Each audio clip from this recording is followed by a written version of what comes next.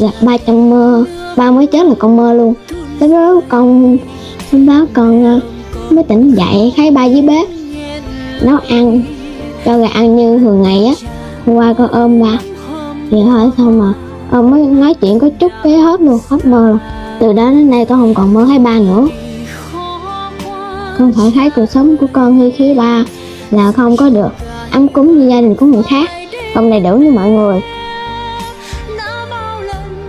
Chồng mất thì lúc đó cũng bức xúc, người nó cũng khác thường á, tính tình cũng thay đổi luôn, nó nóng nảy rồi khó chịu, rồi nó bực quá rồi cái cũng hay la con la cái nữa, cũng khó chịu trong gia đình á.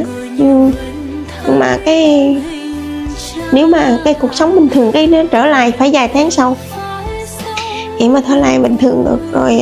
Rồi em cũng cố quên cố sống bình thường như mọi người á.